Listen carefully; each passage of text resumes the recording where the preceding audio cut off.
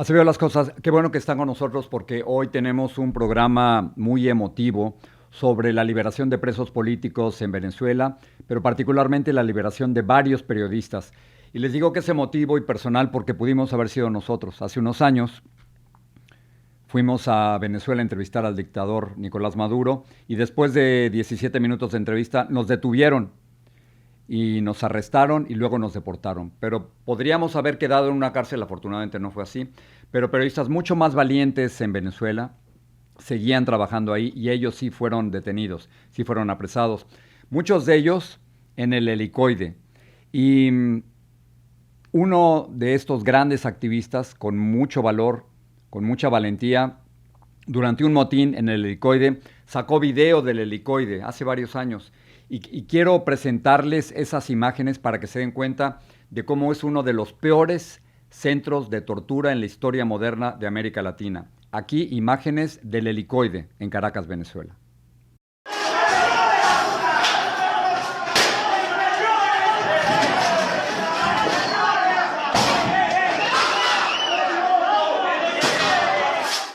Imágenes del helicoide. Tendremos después una entrevista con Loren Sale, quien estuvo precisamente en el helicoide. Las imágenes que ustedes vieron fue durante un motín que después fue reprimido violentamente por el ejército y por la policía de Venezuela. Pero la entrevista con Loren Sale, este activista, quien estuvo durante varios años en dos prisiones espantosas. En la tumba, le llaman la tumba porque no entraba para nada luz natural, y luego en el helicoide. Y Loren Sale está absolutamente convencido de que hay un cambio en Venezuela, pero que debemos acompañar ese cambio para que quienes tienen miedo en Venezuela se levanten y pierdan ese miedo. Aquí una parte de la entrevista con Loren Sale. Que todos nos enfoquemos en ese objetivo concreto de todas las formas. Liberación de presos políticos, cierre de los centros de tortura. Ya nada más con estas dos cosas, la gente va a perder el miedo. El proceso en Venezuela se está dando. ¿Qué podemos hacer nosotros desde fuera? Eso, darle las condiciones necesarias para que la gente en Venezuela se pueda expresar y pueda despertar de ese miedo. Porque cuando a ti te quitan el candado de tu reja, Jorge, y te abren la reja, tú no sales a primera porque tú desconfías qué hay en el exterior. Así se haya quitado de ahí el custodio. Y ese es el proceso también en el que estamos. Por eso estamos todavía en un proceso traumático que no terminamos de entender. Pero ayer estaba la gente saliendo a manifestarse en Venezuela.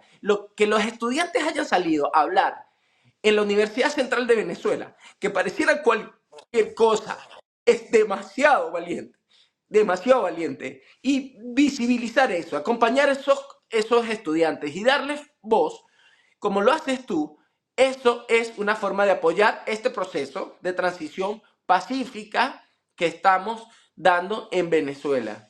Y pusimos esto porque es muy importante que estudiantes en Caracas, Venezuela, se hayan atrevido a salir a manifestarse en este clima de miedo y terror. Es valientísimo y por lo tanto Loren lo que nos está diciendo es que tenemos que acompañar esos esfuerzos. Todo esto ocurre antes de la reunión de este jueves en la Casa Blanca del presidente de los Estados Unidos, Donald Trump, con María Corina Machado. Nos parece que es un momento fundamental porque en la primera conferencia de prensa después de la intervención militar de los Estados Unidos en Venezuela, le preguntaron a Donald Trump sobre María Corina Machado y él dijo que María Corina no tenía ni el apoyo ni el respeto de la mayoría de los venezolanos. Se equivoca totalmente Donald Trump. Está totalmente equivocado. Totalmente equivocado. No sé quién le da esa información.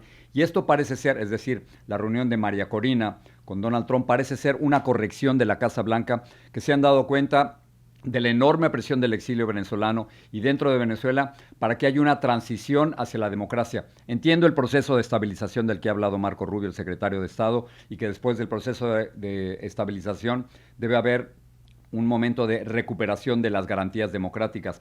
Pero esa transición hacia la democracia es la que muchos venezolanos están pidiendo y mañana tendremos una enorme cobertura sobre la visita de María Corina Machado a la Casa Blanca y lo que puede surgir a partir de ahí. María Corina va a seguir firme. Ella es la gran lideresa del movimiento de resistencia, del movimiento de oposición en Venezuela Y muchos creen, yo estoy absolutamente convencido, de que tarde o temprano María Corina será presidenta de Venezuela. Pero ¿cómo se llega a ese punto? Muy bien, hablaremos de eso, por supuesto, en nuestra cobertura. Pero quiero regresar al tema de la liberación de prisioneros políticos.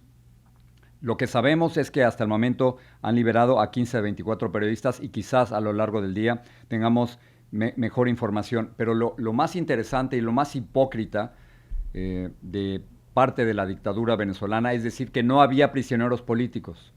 Ellos aseguraban que no había prisioneros políticos y ahora Jorge Rodríguez, el tenebroso, temible presidente de la Asamblea Nacional, asegura que es como un gesto de la dictadura, un gesto del gobierno, empezar a liberar a estos prisioneros políticos. Pero ¿cómo es posible que liberen a prisioneros políticos si ellos aseguraban que no había prisioneros políticos en la dictadura? Es una grandísima hipocresía y una grandísima contradicción. Aquí las palabras de Jorge Rodríguez.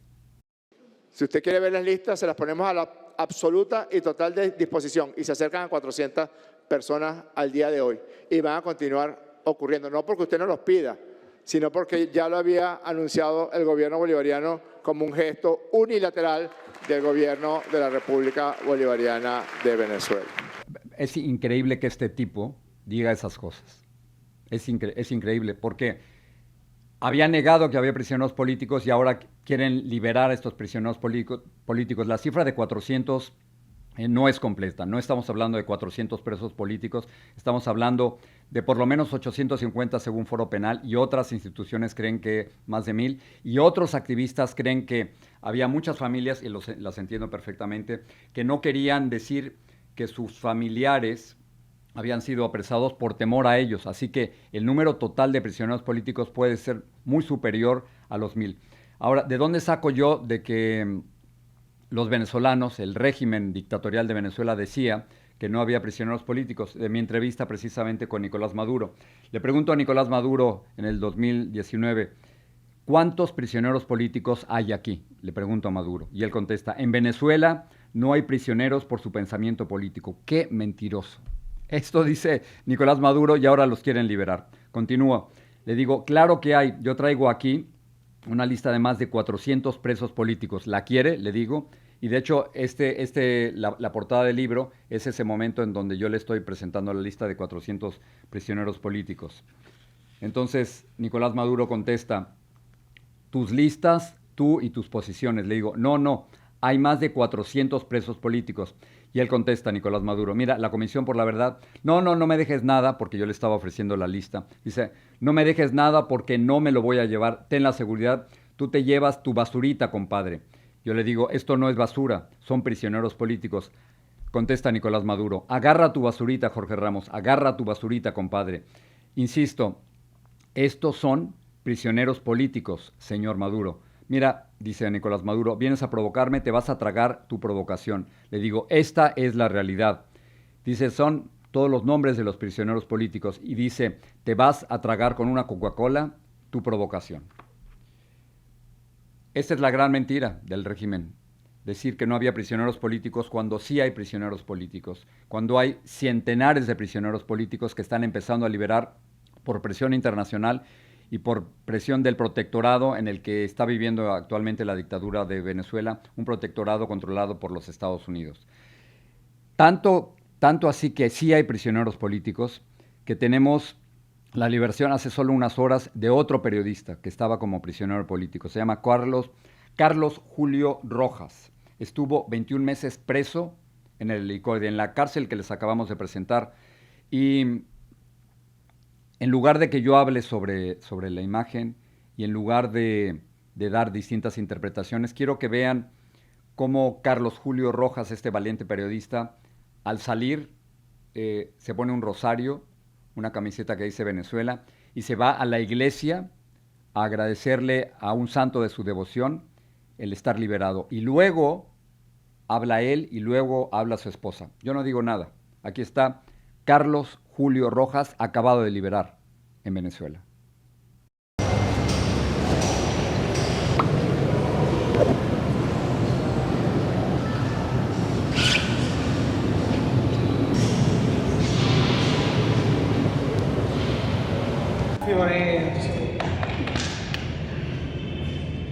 a ti, mi amor.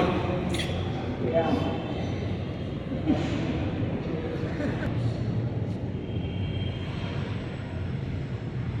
Quiero que sepas, me acordé mucho de cuando yo te llevaba a comer pizza, que íbamos a ver los dos en Barcelona. Y gracias por los libros, que los libros de Juego de Tronos me mantuvieron fuerte. Era mi vía de escape incluso cuando me lo dejaron pasar en el Tigrito.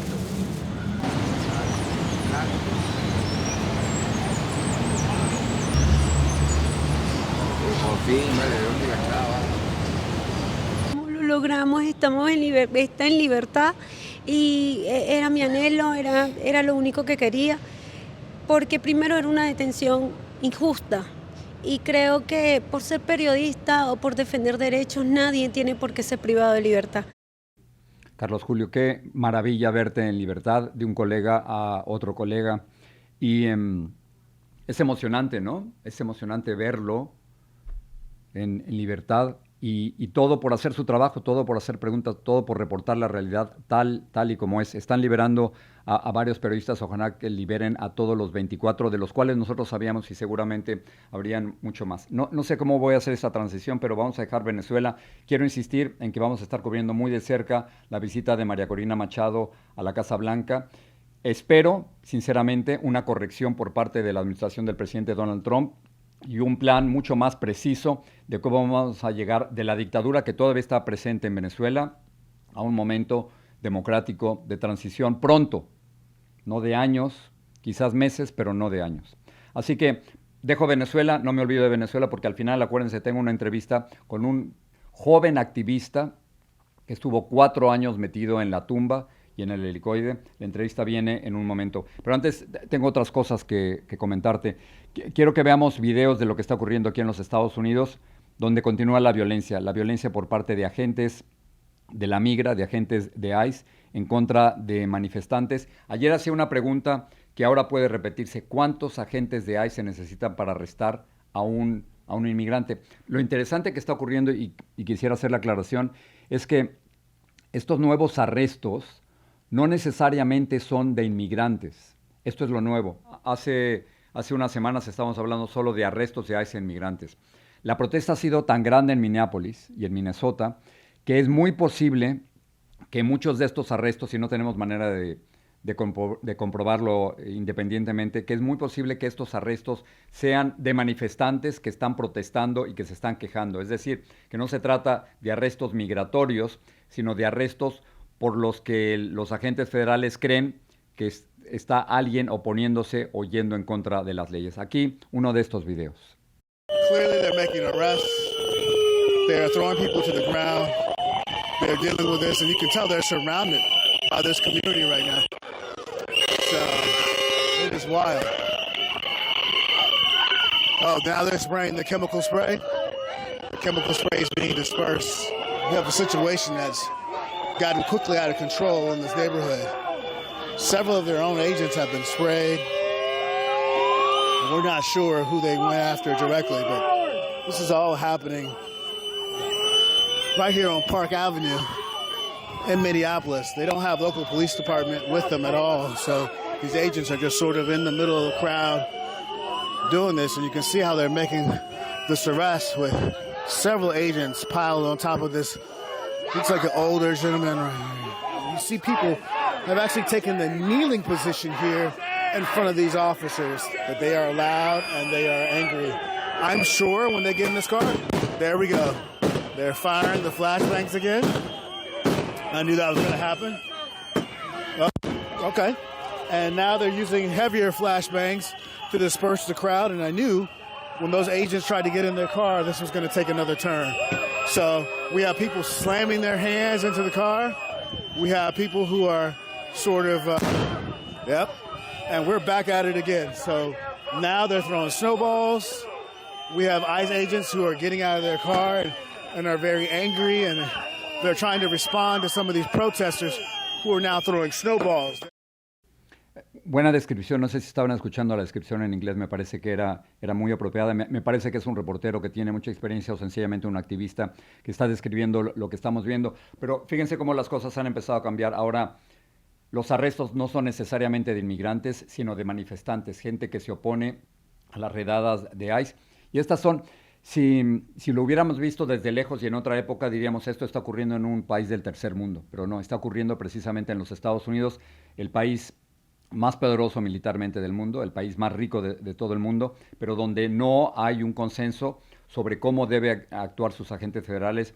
Y estas manifestaciones son las más fuertes que yo he visto desde hace varios meses, el año pasado, en Los Ángeles, California, en donde se está confrontando y retando directamente a estos agentes federales. Estas protestas han surgido por la muerte o el asesinato o la ejecución, independientemente de cómo lo veas tú, de Renee Good, una madre de 37 años de edad, que deja 3 niños y que ha generado dentro del Departamento de Justicia el retiro de 6 fiscales que se rehúsan a seguir los lineamientos de la investigación oficial.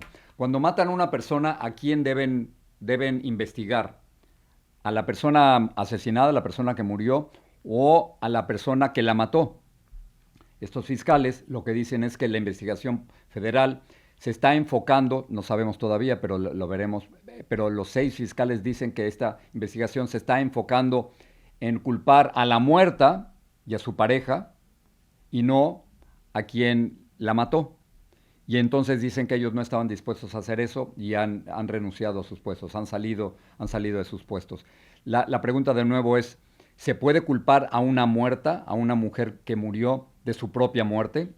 La respuesta de los fiscales es que eso es imposible y que la investigación debería concentrarse en el agente que la mató, en el agente que la ejecutó.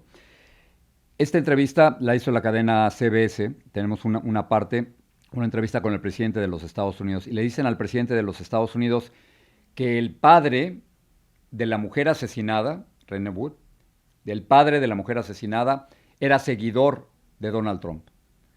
Y esto no lo esperaba el presidente.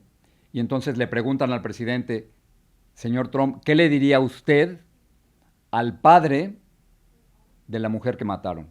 Aquí la respuesta del presidente. The death of Renee Nicole Good. I've been speaking to her father, who is a big supporter of yours, like many Americans are, but he's heartbroken right now. I can understand that. He's heartbroken because his daughter is dead, that's obvious. He's also heartbroken because your administration so quickly has come out and said she's a domestic terrorist.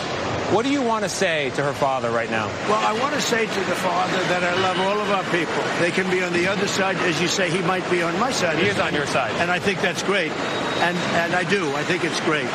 And I would bet you that she, under normal circumstances, was a very solid, wonderful person. But, you know, her actions were pretty tough. I mean, I've seen it many ways and many different shapes and forms.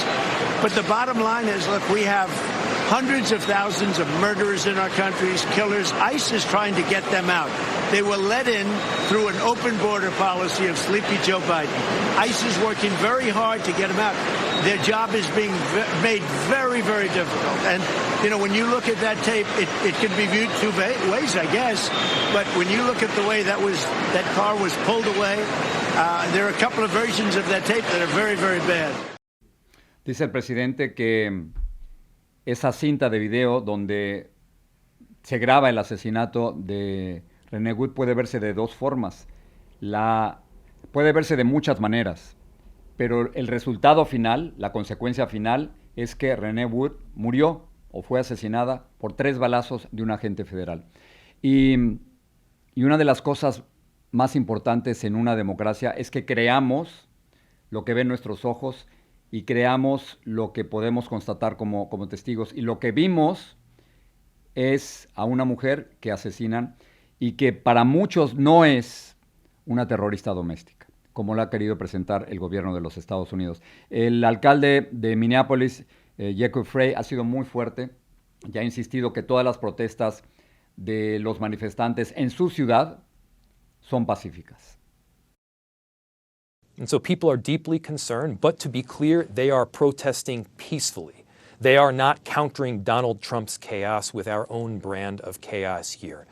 They're doing right by their communities by and large, and it's inspiring to see some of the work that is happening to stand up for each other. Bueno, todo esto tiene, por supuesto, enormes consecuencias a nivel fiscal, es decir, que tiene que ver la lana, el billete, el dinero con la política. Bueno, tiene que ver mucho porque ahora el presidente le quiere quitar dinero a las ciudades santuario. Un poquito de historia. Las ciudades santuario son las que han decidido que su policía no debe convertirse en agentes de la migra.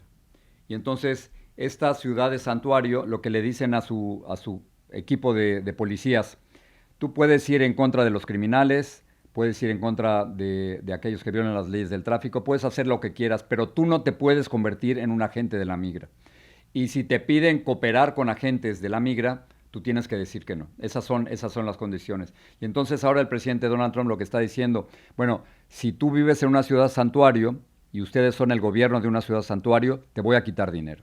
Dinero que te correspondería en el presupuesto federal, pero te lo voy a quitar. Te voy a leer mejor lo que dice el presidente Donald Trump. Dice: a partir del 1 de febrero, el gobierno federal no realizará más pagos a los estados por sus corruptos centros de protección criminal, conocidos como ciudades santuario.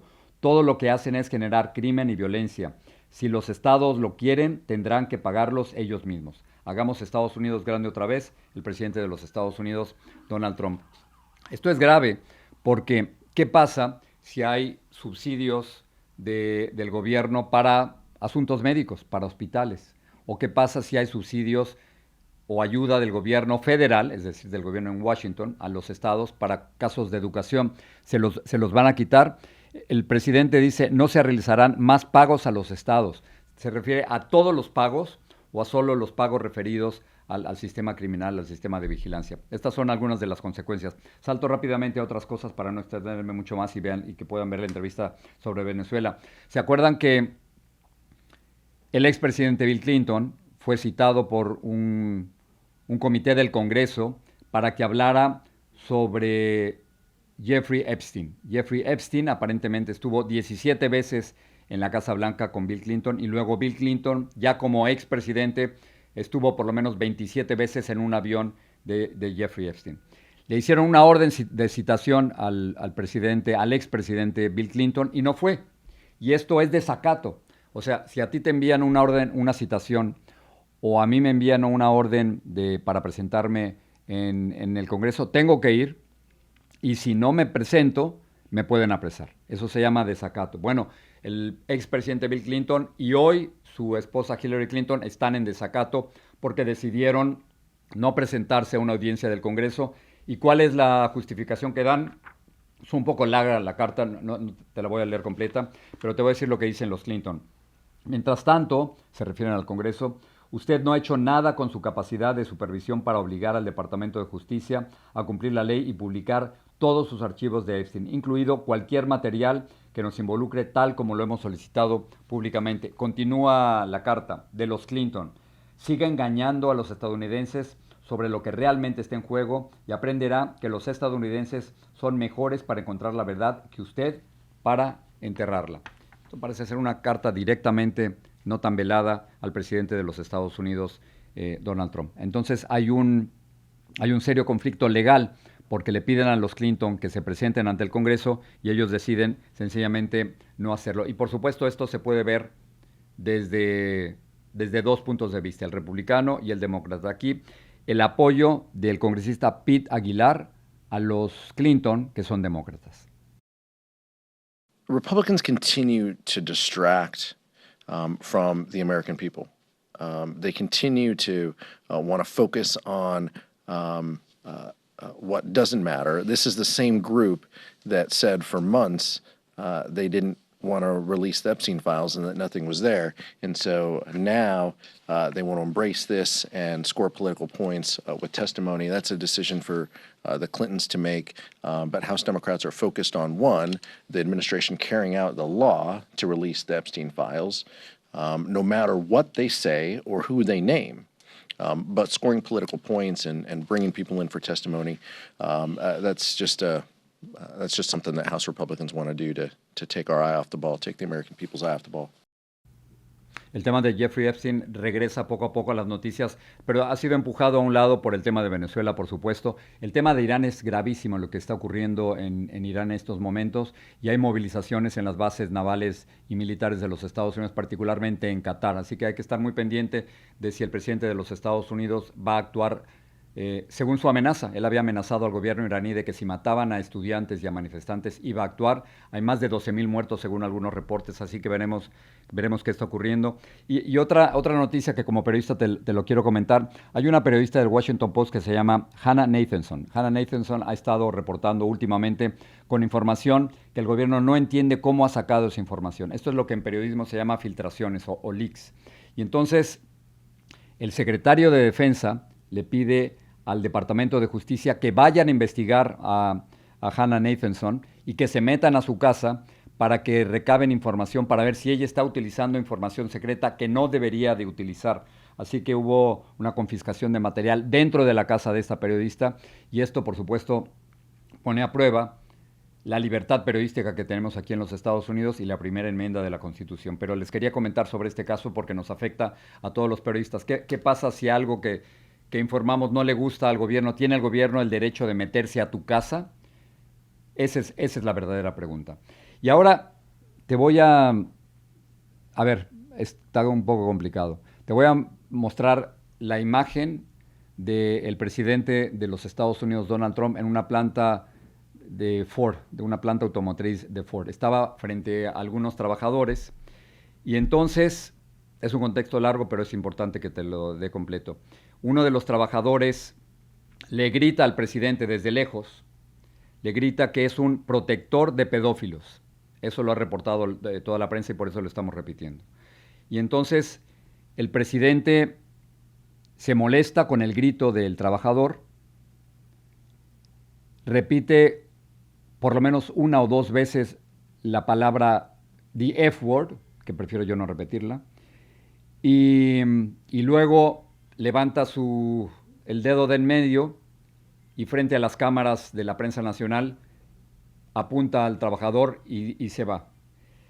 Aquí hay un tema de libertad de expresión. La primera enmienda de la Constitución nos da el derecho a todos, a ti y a mí y a todos, de decir lo que se nos pegue la gana. Pero hay ciertas limitaciones.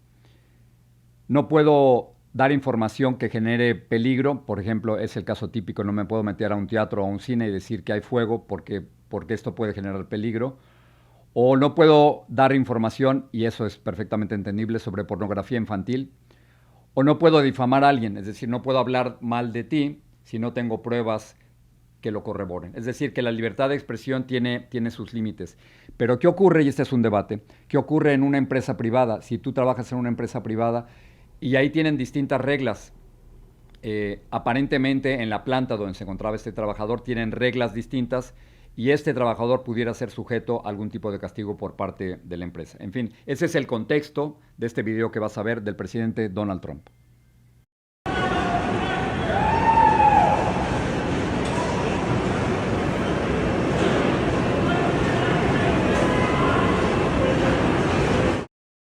La pregunta es si eso es presidenciable. Seguramente no es presidenciable, pero la Casa Blanca asegura que ante la confrontación y el ataque que sufrió el presidente de los Estados Unidos, esta es una respuesta apropiada por parte del presidente Donald Trump. Insisto, mañana estaremos cubriendo la visita de María Corina Machado a la Casa Blanca y ahora tenemos aquí esta entrevista que quiero que la escuches porque es alguien muy valiente. Es una entrevista con Laurent Saleh, un activista opositor que pasó varios años en las peores cárceles del mundo, en la tumba y en el helicoide. Y él cree que tenemos que hacer más para acompañar a los venezolanos dentro de Venezuela. Aquí la entrevista con Laurent Saleh.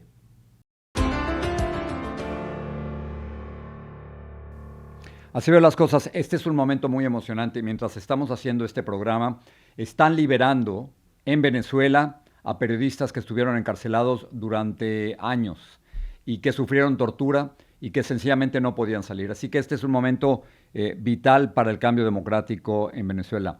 No están liberando a todos, pero de los 24 que por lo menos sabemos que había, han liberado hasta el momento a 15. Y para hablar de todo esto, quiero que nos acompañe Laurent Saleh. Déjeme contarle su historia. Ustedes lo conocen, es un activista opositor venezolano, uno de los principales defensores de los derechos humanos por mucho tiempo. Loren, qué bueno que estás aquí. Déjame contarle a la gente un poco quién eres. En el 2014 estabas en Colombia, fuiste detenido por el SEBIN, y luego pasaste años en la tumba y en el helicoide. Recibiste el premio Sájarov en el 2017 y en el 18 tuviste que salir de Venezuela. Es un placer estar aquí contigo. Hola, gracias, para mí también. Un honor estar aquí contigo. Esa sonrisa, Loren, yo sé que faltan muchas cosas que pasen en Venezuela, pero estábamos hablando antes de comenzar la entrevista y hay una cierta satisfacción de que el cambio viene, ¿o estoy exagerando?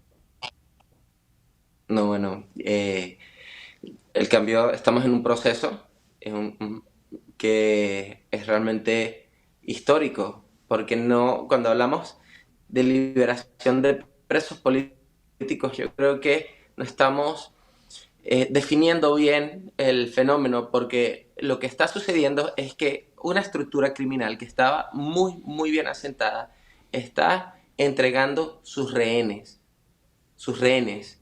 Esto es muy importante porque las personas que estaban ahí eran rehenes de una estructura que tenía el control del territorio, y por eso ellos no ocultaban la tortura y los crímenes que cometían allá adentro, porque el mensaje siempre, el objetivo de estos rehenes eran dos: amenazar y generar pánico y terror intenso en la población para tener así el control de la población dentro del territorio, y dos, como unos rehenes de intercambio para negocios o acuerdos políticos, para negociar sanciones, para conseguir cierto tipo de beneficios para la élite de la oligarquía chavista en Venezuela.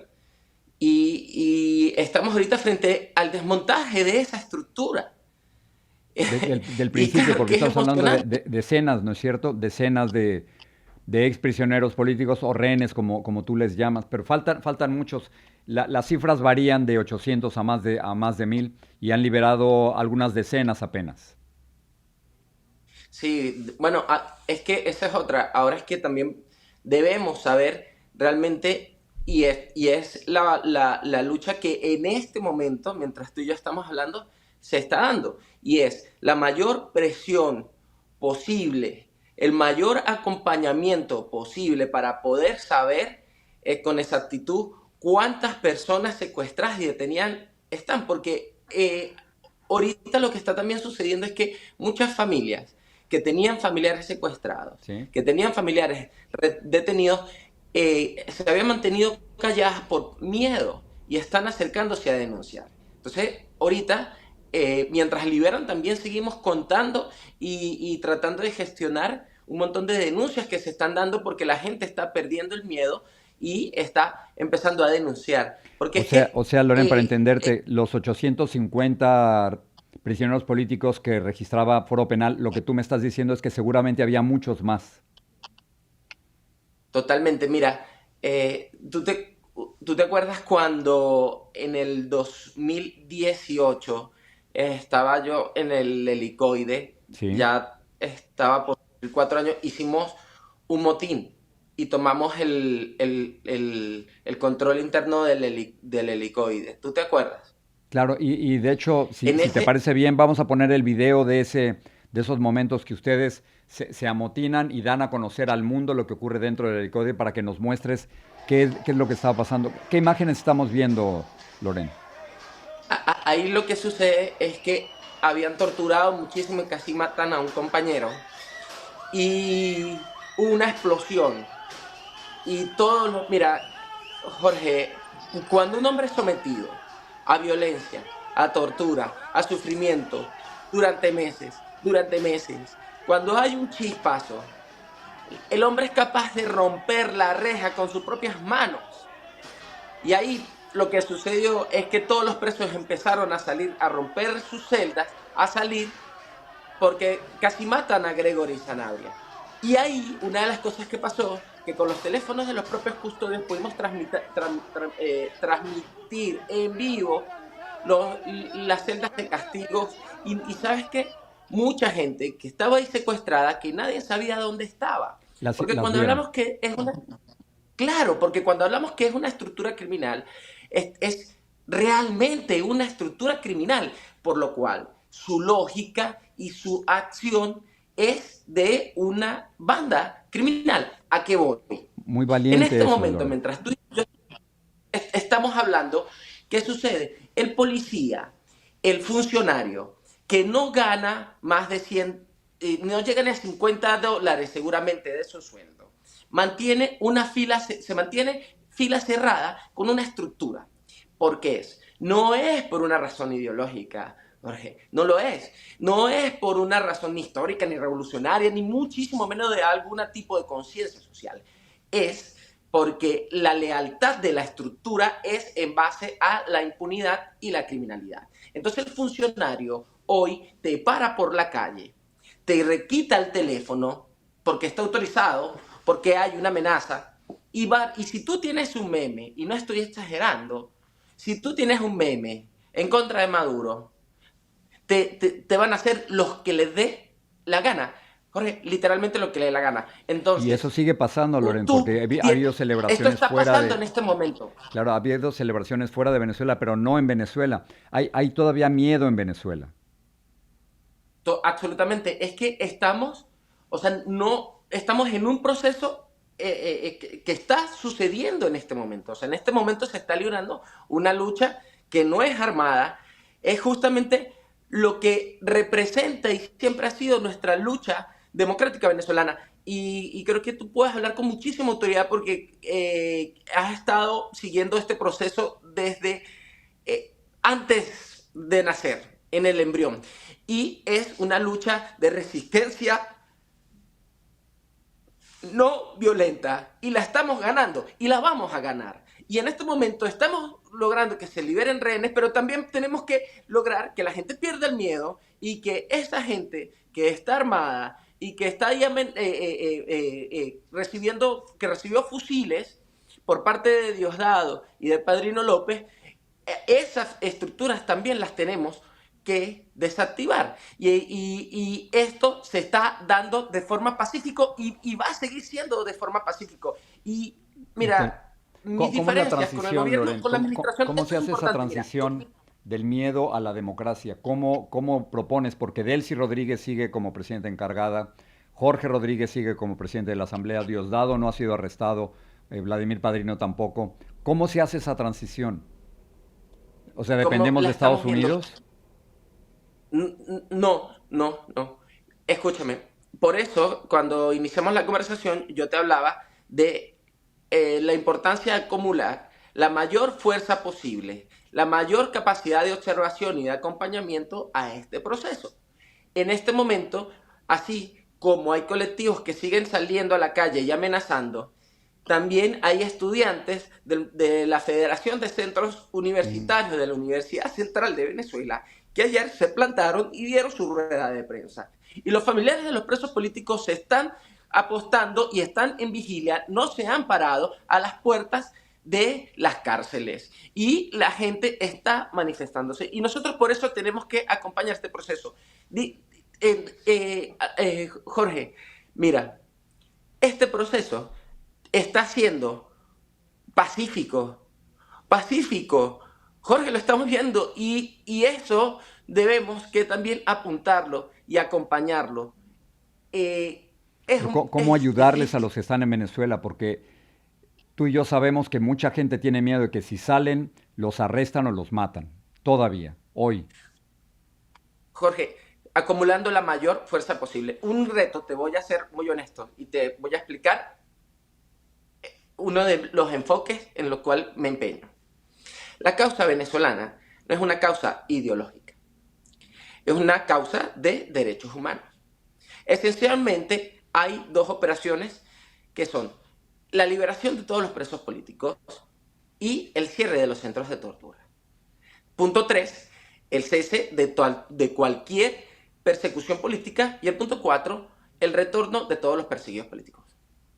Liberación de presos políticos, cierre de todos los centros de tortura, cese de la persecución y el regreso de todos los exiliados. Eso va más allá de un tema de derecha o izquierdas, de republicanos y demócratas, de conservadores y liberales. Esto es un proceso de derechos humanos y de normas básicas de convivencia. Entonces, la causa venezolana no puede ser una causa secuestrada por partidos políticos concretos, o se puede convertir en un panfleto o en un instrumento de ataque político a los adversarios. Esto es un proceso transversal, porque como yo lo he repetido hasta el cansancio, y yo estoy en Madrid, y aquí la situación vista desde este ángulo europeo, a la distancia, la situación se ve un poco más enredada para muchos europeos. Pero el proceso en Venezuela... ¿Cómo sacas a la dictadura? Dale, te escucho. Acompañando a todas las víctimas, pidiendo a la liberación de todos los presos políticos, la liberación de los rehenes, y que esto no sea un llamado de un grupo político, sino que todos nos enfoquemos en ese objetivo concreto, de todas las formas: liberación de presos políticos, cierre de los centros de tortura. Ya nada más con estas dos cosas, la gente va a perder el miedo. El proceso en Venezuela se está dando. ¿Qué podemos hacer nosotros desde fuera? Eso, darle las condiciones necesarias para que la gente en Venezuela se pueda expresar y pueda despertar de ese miedo. Porque cuando a ti te quitan el candado de tu reja, Jorge, y te abren la reja, tú no sales a primera porque tú desconfías qué hay en el exterior. Así se haya quitado de ahí el custodio. Y ese es el proceso también en el que estamos. Por eso estamos todavía en un proceso traumático que no terminamos de entender. Pero ayer estaba la gente saliendo a manifestarse en Venezuela.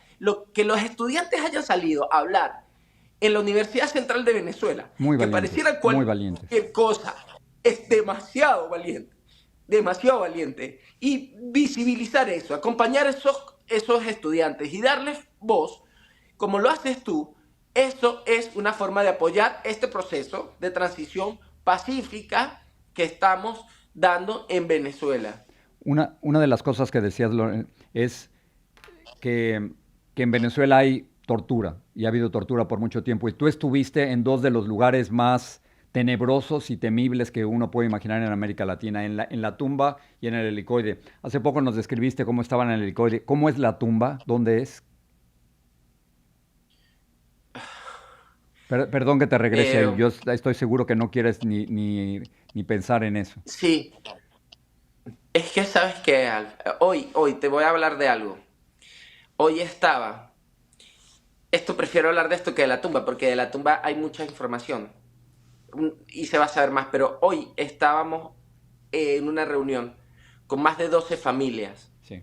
Entre esa la mamá de Neomar Lander, de Vallenilla, de Cañizales, de papás que a sus hijos estudiantes se lo mataron. Y esa gente tenía que repetir una y otra vez, y poner un video de cómo la policía le dispara a su hijo y mostrar el video de cómo se lo están llevando arrastrado en una pantalla gigante para que los periodistas vieran y se dieran cuenta de que hay una situación grave de violación de derechos humanos. Porque si esas personas, esas víctimas, no se exponen una y otra vez, usted sabe a qué me refiero, es una y otra vez, a repetir esa historia, a ver ese video tan desgarrador. Si no lo hace, el régimen criminal de Nicolás Maduro, Diosdado Cabello y los Rodríguez se convierten en víctimas. Y todavía aquí en Europa hay gente que su panfleto ideológico es tan fuerte, Jorge, que no les permite acompañar a las víctimas. O sea, y eso a mí me parece un proceso demasiado cruel, que yo tenga que repetir, yo no sé, te lo juro, más de 1000 veces, más de 5000 veces, cómo era la tumba. Cuando en la Corte Penal la Fiscalía ya lo tiene, cuando la CIDH, todos los organismos lo han dicho tantas veces. Entonces, todavía hay gente, y esto era lo que yo te quería decir, tiene que ser transversal. O sea, no es posible que haya gente que no quiere apoyar este proceso porque cree que esto es un tema de petróleo y de Trump. Cuando esto es desde antes de que se supiera que Trump iba a llegar a la presidencia de la República, a la presidencia de Estados Unidos. O sea, esto no supera, esto va más de cualquier liderazgo. ¿Ah? Esto va desde el Partido Comunista de Venezuela hasta las personas más conservadoras de nuestro país y más liberales. Tú lo has acompañado, tú lo sabes.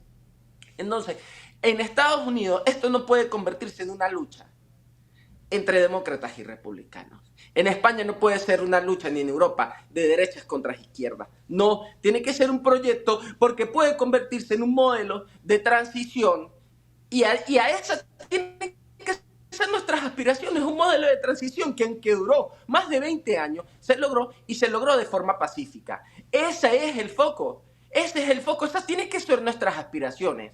Porque todo este esfuerzo tiene que convertirse en información y experiencia de transición y de cómo son las fallas del sistema internacional de protección de derechos humanos. Esto está afortunadamente muy, muy bien documentado. Loren, déjame preguntarte antes de dejarte ir. ¿Hace cuánto que no regresas a Venezuela?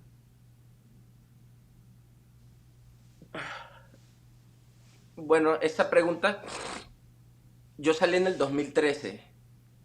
Y me instalé entre Costa Rica y Bogotá. Me agarran en el 2014 en Bogotá. Pero entre el 2014 que me meten en un avión, me tapan y después me meten en ese hueco hasta 4 años después y me montan directo en un avión, esos fueron 4 años que tampoco estuve en Venezuela. Fue en una caja. Desde el 2013. Y toda mi familia está afuera. Todos mis compañeros de clase, de colegio y de universidad, no estoy exagerando, todos mis compañeros están fuera de Venezuela. ¿Cómo te estás imaginando el regreso?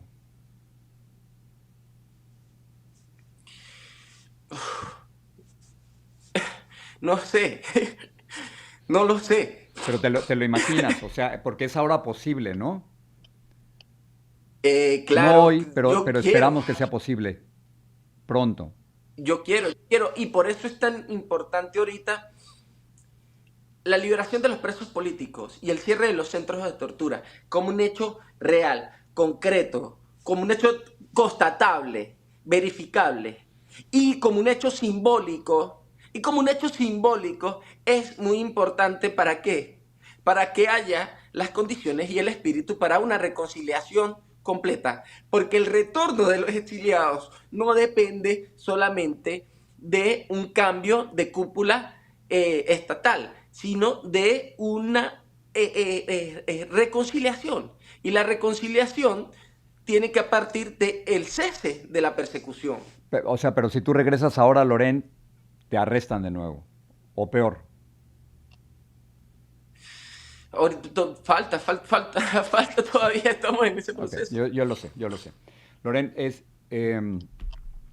un honor hablar contigo, todo mi respeto por tu lucha durante tantos años y estoy seguro, quisiera, eso es como yo me lo imagino, poder hablar contigo en persona en una Venezuela libre. Claro, seguro, lo vamos a hacer, seguro que sí. Gracias, seguro Loren. que sí, hermano. Gracias por esta conversación, te lo agradezco tanto.